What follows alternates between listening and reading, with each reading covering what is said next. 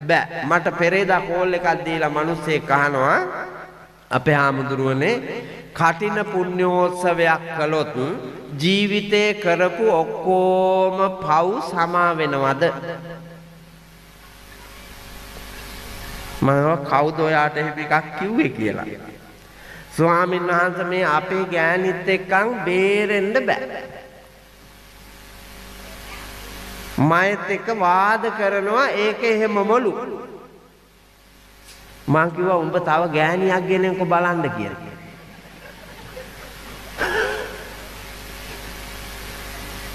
කරපු පව් ඔක්කොම හේදිලා යනවා නම් උඹ තව ගෑණියක් ගෙනෙන්කො බලන්න හේදෙයිද කියලා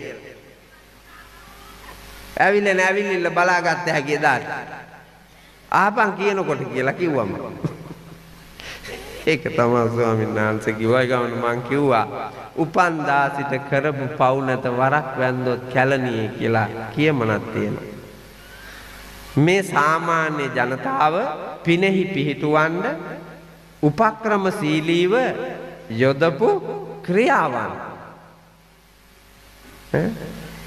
දරුවෙක් මහාන කෙරුවොත් 4 වරිගයක් නිවන් දකිනවා එහෙනම් දේවදත්ත නිරේට ගියේ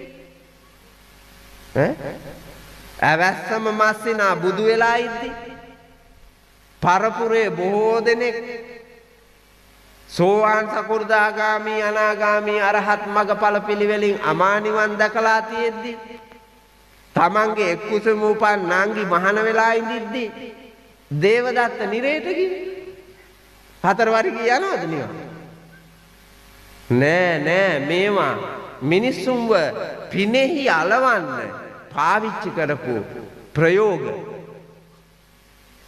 ඒක සත්‍ය නෙමෙයි උපක්‍රමයක් පමණයි ඉතින් එව්වට වහල් වෙලා කරපු පව් සමා කරගන්න පින් කරන්න හිතුවොත් ඒ මිත්‍යා දෘෂ්ටික භාවය නිසාම පින්නතුනි පිනේ පොහසත්කම නැති වෙලා යනවා එහිඳ අඥානවන්ත වැඩ නොකොට උත්තරාවුන්සේ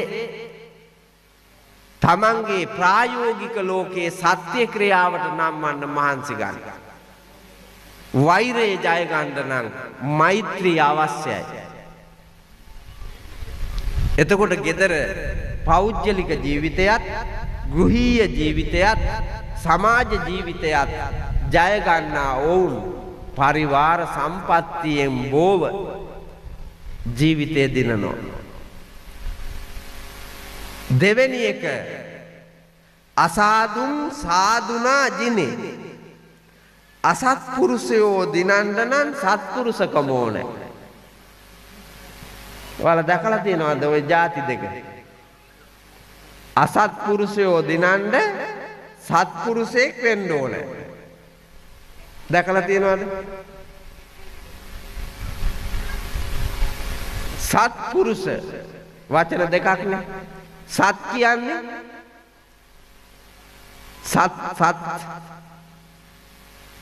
සත් කියන්නේ යහපත්. පුරුෂ කියන්නේ මොකක්ද? පුරුෂ කියනවා පෞරුෂයට. පුරුෂ කියනවා පෞරුෂයට. යහපත් පෞරුෂයක් මතින් අයහපත් පෞරුෂයක් තියෙන අයව දිනන්න පුළුවන්. ඒක තමයි ඇත්ත. විද්‍යාලයක පිරිවෙනක විද්‍යායතනයක සිදු කරන්නේ ඔය කාර්යය. අයහපත් පෞරුෂ තියෙන අයගේ පෞරුෂය යහපත් කරනවා. පන්සලකින් කළ යුත්තේ ඒ කාර්යභාරය. ගමක ඉන්න ප්‍රදේශයක ඉන්න රටක ඉන්න දේශයක ලෝකයක ඉන්න මානවයාගේ අයහපත් ගති නැති කරලා යහපත් තැනට ගේන්න පෞරුෂය පාවිච්චි කරනවා. සත් පෞරුෂය. බුදුහාමුදුරුවෝ ඒකනේ. බුද්ධත්වයේ ලැබලා 3 පාරක් ඉන්දියාවට මේ ලංකාවට ඉන්දියාවේ ඉඳලා. ඇයි? අයහපත් මිනිස්සු යහපත් කරන්න. මයංගනේට ආවා යක්කු යුද්ධයක් තිබ්බා. දහස් ගාණක් මැරෙනවා යුද්ධෙදී. බුදුහාමුදුරුවෝ ඇවිල්ලා ඒගොල්ලොන්ගේ අයහපත් කිලුටු ගති ඔක්කොම අයින් කළා. පුණ්‍යවන්ත ගති ලක්ෂණ දුන්නා. අවබෝධ කරලා දුන්නා. මේ යුද්ධේ නිමාව තමන්ගේ නෑයෝ මැරෙනවා. තමන් මැරෙනවා. ඇයි මේ? මිහිතලේ සතුටින් ඔක්කොටම ජීවත් වෙන්න පුළුවන්කම තියෙද්දි. ඒකට සම්පත් තියෙද්දි. ඉරේලිය අපිට පොදුවේ ලබා දෙනවා. හුළඟ පොදුවේ hama එනවා. මහ පොළොව පොදුවේ අපිව දරාගෙන ඉන්නවා. ගහකොළ පොදුවේ අපට භවභෝග ධන සම්පත් දෙනවා. මේ සියල්ලම තියෙද්දි ඇයි මේ යුද වදින්නේ? අපි මැරෙනවනේ. ඒ මරණය සිදු වෙන දා එනකන් ඉවසීමෙන් එකිනෙකාට පිහිට වෙන්නකෝ. බලන්නකෝ. මේ ලෝකෙම මිනිස්සු මේක ඉගෙන ගත්තා නම් එන කොටා ගන්න නැතුව හොඳට ජීවත් වෙන්න පුළුවන්. ඒක ඉගෙන ගන්න, ඒක දැක ගන්න බුද්ධියමදිකමක් මේ තියෙන්නේ. ලෞකික රාගික කෙලෙස් වලින් බුද්ධිය වැහිලා. බුද්ධිය පාදන්න මහන්සි ගන්න අය අඩුයි. බුද්ධිය වහන්න උත්සාහ කරන අය වැඩි. දැන් බලන්නකො සමාජයට ඇවිල්ලා තියෙන ඒවා අන්තර්ජාල පහසුකම් ඇවිල්ලා ඔය ජංගම දුරකථන හරහා නානාවිද මෙවලම් හරහා තාක්ෂණයේ විද්‍යාව මගින් මිනිසුන්ගේ බුද්ධිය අවදි වෙන්න නෙමෙයි බුද්ධිය වැහෙන්න යට වෙන්න ඒවා තමයි ළමයින්ට ගෙනත් දීලා තියෙන්නේ. හොඳට බලන්නකො මේ බණ අහන වෙලාවේ ෆෝන් එකේ අහට්ට තල්ලු කරනවා මෙහාට තල්ලු කරනවා උඩට තල්ලු කරනවා පළ මේ බණ පොළේ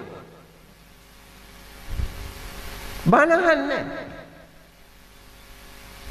ළමයින්ට අන්තර්ජාලය හරහා උගන්වනවා.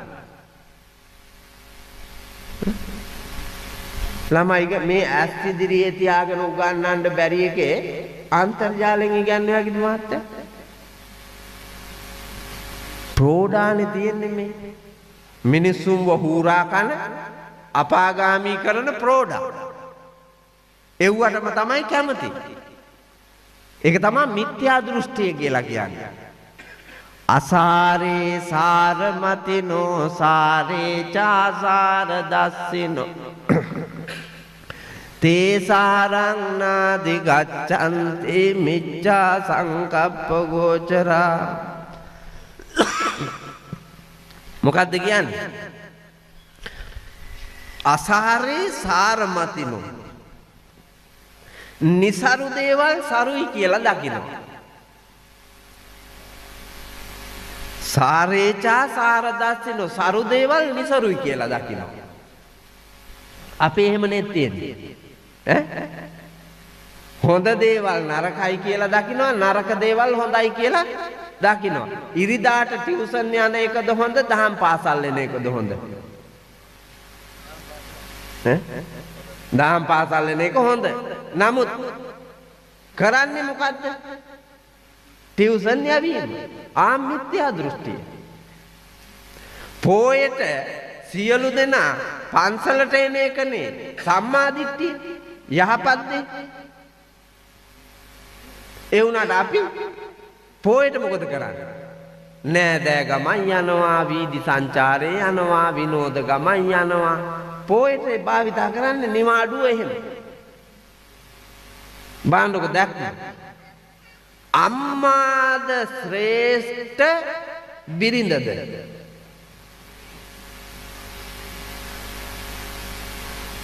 මේක පිරිමින්ගෙන් අහන්න ඕන එකක්. අම්මාද ශ්‍රේෂ්ඨ බිරිඳද? එතකොට දැනට වැඩිපුර සලකන්නේ අම්මාටද බිරිඳටද? මුළු ජීවිතේම කැප කරලා හම්බ කරලා කඹරන්නේ අම්මට නෙවෙයිනේ නේද? අම්මට නෙවෙයි බිරිඳට. බාන්නකො දෘෂ්ටිය. අපිට නානා උපාධි කඩදාසි කොළ ඇති. හැබැයි අපේ ගමන මිත්‍යා දෘෂ්ටික. බිරිඳටද වන්දනා කරන්න ඕනේ සැමියා, සැමියාටද වන්දනා කරන්න ඕනේ බිරිඳ.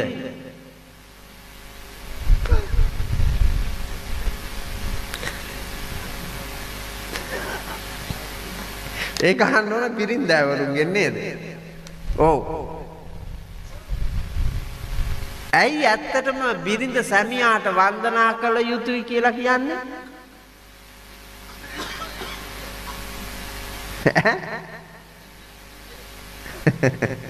ඒ වුණාට දෙයියන්ට වඳින්නේ නැහැ.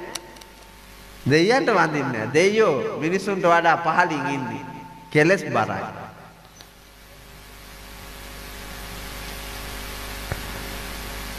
ගෙදර බුදුන් කවුද? අම්මා. ගෙදර බුදුන් අම්මා. ඇයි අම්මට ගෙදර බුදුන් කියලා කියන්නේ?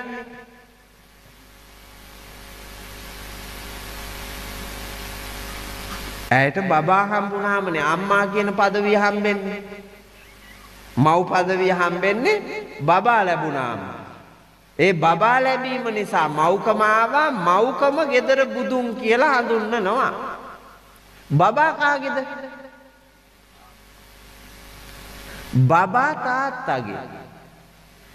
ඒ බබා ලබා දීමෙන් තමා මෙයා බුදු උනේ. එතකොට එයාට බුදු වෙන්න විවරණ දුන්න බුදුහාඳුරෝ තාත්තා. ඒකයි මේ දන ගහලා වඳින්නේ. එහෙම නැතුව කුලප්පුවට නෙවෙයි. මගුල් ගෙදර දවසේදී විතරක් බොරුවට මෙහෙම මිනිහට වඳිනවා. එදායින් පහුවදා ඉඳලා අර කයේ කිට වඳිනවා. ඔව් වැඳලා කියන්නම් රණ්ඩු වෙන්න නම් එපා. මන් ඇත්තෙම දාස જાතියක්. ගැති මොනවටද මේ? පෙරේත අරමුණකට මම විස්තර කරන්න ඕනේ. පෙරේත අරමුණකට ගැතිව වැදූ අම්මාද හැදූ අප්පාද තම පිරිමිකමද පයට පෑගෙන දූවිල්ලක්සේ පාගා යන වහල් જાතියක්. ඇස්සරලා බැලුවාම පේන්නේ සියලුම කාන්තාවෝ ඔය මව්කමේ ඉඳලා බැලුවොත් ඔබ නැන්දම්මා වෙන දවස එක්ක ගෑණියෙක්වත් තමන්ගේ නැන්දම්මාට වෛර කරන්නේ පිටුපාන්නේ. ඔබ නැන්දම්මා වෙන දර්ශනය දකින්න ඕනේ. ඔබේ ඔලොක්කුවේ ඉන්න පුතා ලොකු වෙලා ගෑණියෙක් ගෙනාපු දාට මගේ කොල්ලා ඒ ගෑණි කියන දේ මත ඉඳලා මට තැළුවොත් හොඳට බලන්න.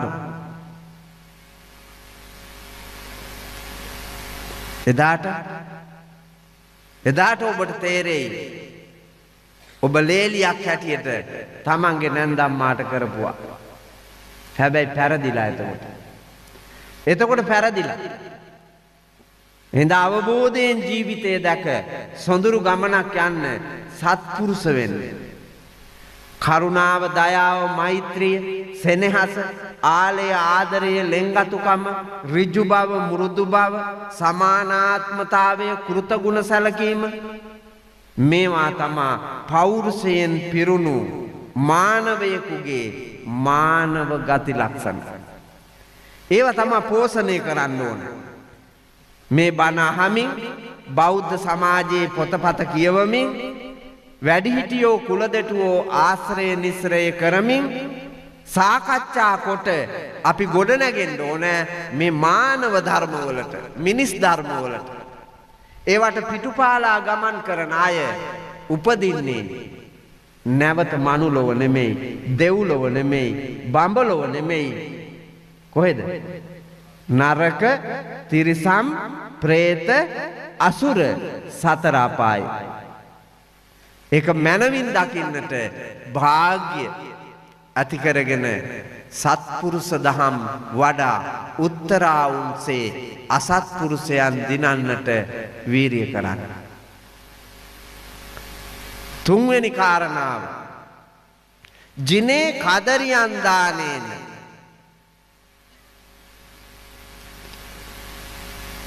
දිනන්දලු දන් දීලා කෑදරකම පරාජය කරමි. කෑදරකම කිව්වේ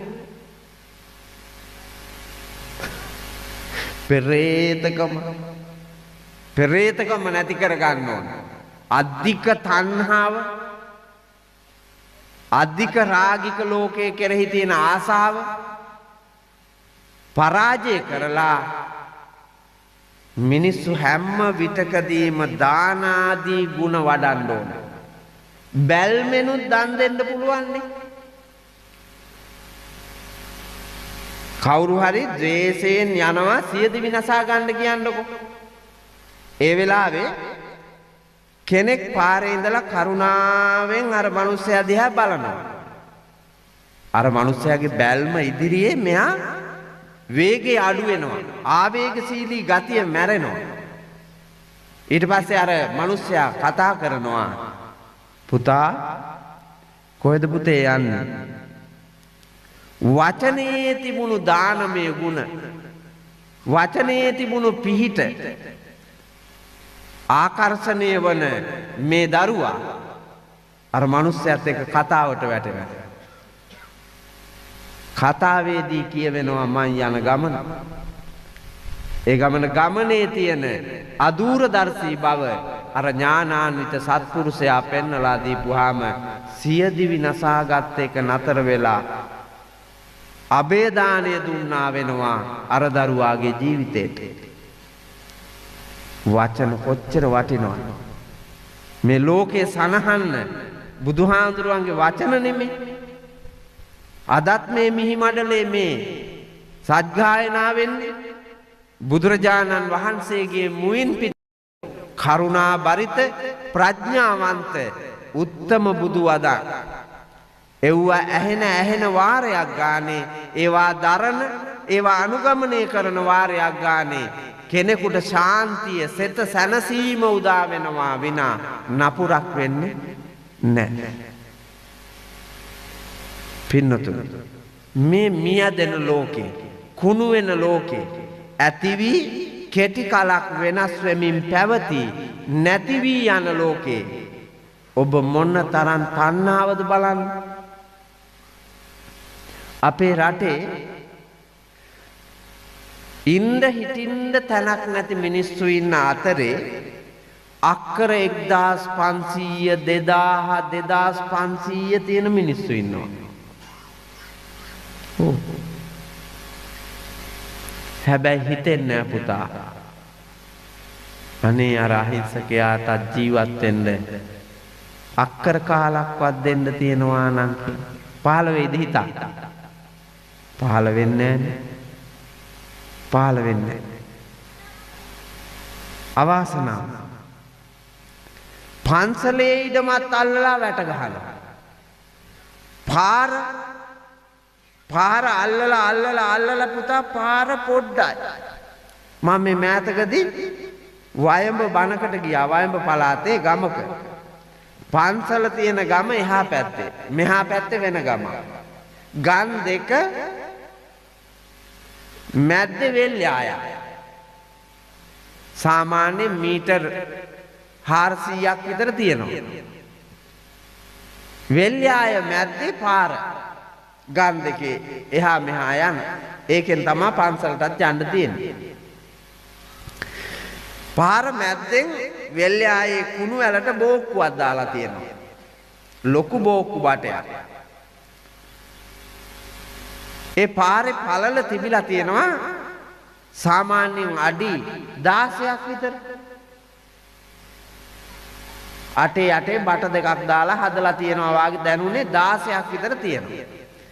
දැන් අප්පච්චිලාට කියන්නේ දෙපැත්තේ වෙල්වල මිනිස්සු කපාගෙන ඇවිල්ලා බෝක්කු බට දෙක දෙපැත්තට අඩි 4 විතර මෙහෙම තියෙනවා. හුඹහෙන් එළියට දාපු ගොයා වගේ. බෝක්කු බට මෙහෙම තියෙනවා නිකන් පාර නැහැ. කපලා මෙවුන් බිම්පණුව වෙලා උපදින්නේ. පාරක් තනනවා නම් උපදින භවයක් පාසා මගතොට වරදින්නේ නැති නිදහසේ ජීවත් වෙන්නට හැකි වටපිටාවක් මිනිසෙකුට ලැබෙන මහා පින්කම. යන්න එන්න තියෙන මගත් අහුරලා දාලා විනාශ කරලා හූරා කන මානසිකත්වයක් ඇති උන්ට උපදින භවයක් පාසා උන් හිටි තැන් නැති වෙනවා. ඒක තමයි ඇත්ත. පාර ඩෝසරෙන් අල්ලා යනවා මෙහෙම පාරේ ප්‍රමාණය. මං දැක්ක වයසක අප්පච්චි කෙනෙක් ගිනිසීරි අයිනක් ගෙනලා ආපහු හිටවනවා කියන්නකෝ. ඩෝසර් කරපු එකනුත් මෙහා පැත්තට බම්බයක් විතර ඇවිල්ලා. උන්ද වයසයි. උන්ද අල්ලනවා තව. මේ මරණය ඉහෙයිද්දර. මහ පොළොවේ වැළලෙන්න ඉන්නේ. අපි ඔක්කොම තව අවුරුදු 80කින් මේ පොළොවේ පස් වෙනවා.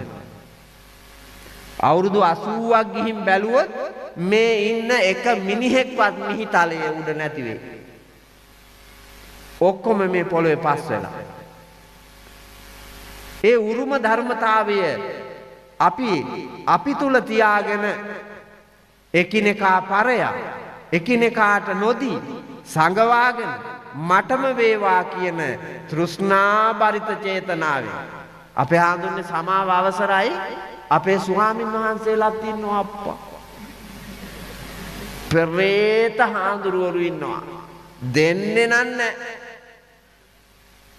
මට මතකයි ඕක දැකලාමද කොහෙද ඉස්සර හාමුදුරු කෙනෙක් කවියක් ලියලා තියෙනවා. දානේන සීලේන අනුශාසයන්ති හරිත කීයක පලන්න දේති අනිච්ච නිච්ඡං සමනා වදන්ති ගටස්ස බින්නං කලහං කරෝති. දානේන සීලේන අනුශාසයන්ති. ස්වාමින් වහන්සේලා වැඩියාම හැම වෙලාවෙම කියනවා දන් දෙන්න සිල් රකින්න. මේ ලෝකයෙහි අල්ලාගෙන සිටීම දුක් උපදවන බැවින් අත්හරින්නට පුරුදු වෙන්නට නිර්ලෝභීව ලද පමණින් පූජා කරන්න පරිත්‍යාග කරන්න හැම වෙලේම හිත යොමු කරන්න. එහෙම කියන හාමුදුරුවෝ හරිත කී ඒක පලන්න දේති. මොනවාද හරිත කියන්නේ? මෙහෙ තියෙනවා. අරලු පන්සලේ වත්තේ ගහේ වැටෙන අරලු ගෙඩියක් ඉල්ලන්න බෙහෙතට මිනිහෙක් ආවොත් මෙහෙ ඇති අරලුවක් නැහැ කියලා පන්නනවලු. හරිත කී ඒක පලන්න දේති. අනිච්ච නිච්ඡං සමනා වදන්ති. ශ්‍රමණයෝ හැම විටම ලෝකය අනිත්‍යයි. අනිත්‍ය වූ ලෝකය අල්ලා සිටීම දුක් සහිතයි. ඒ දුක් සහිත වූ ලෝකයෙහි ස්ථීර පැවැත්මක් ඇතැයි සිතා එකම ගමනක යෙදෙන්නේ කියලා සිතා සිටීම මිත්‍යා දෘෂ්ටිකයි. ඒක අනාත්මීයයි කියලා හාමුදුරුවරු කියනවා. අනිත්‍යමයි කියන්නේ. පාංශකූලයකට ආපුවාම කියනවාද නිට්ටයයි කියලා? නෑ අනිත්‍යයි. සුමනා උඹලා පෙරලි ඇඬුවට මේකා මැරුණා වාගේ උඹත් මැරෙනවා. මේ බණ කියන මමත් මැරෙනවා. ඒ එකේ උඹ ඇඬුවට මේක ආපහු වෙයිද? එන්නේ මේ ලෝකේ අනිත්‍යයි සුමනා කියන හාඳුරුවෝ පන්සලට යනකොට ගටස්ස බින්නං කලහං කරෝති. ඇබිත්‍යාතින් කලේ බිඳිලලු. අර කව මරනවා. තඩි ගහලා දවස් ගානක් මතක් වෙන වෙලාවට ගහනවලු අලුට. කලේ බින්දක්. ඔය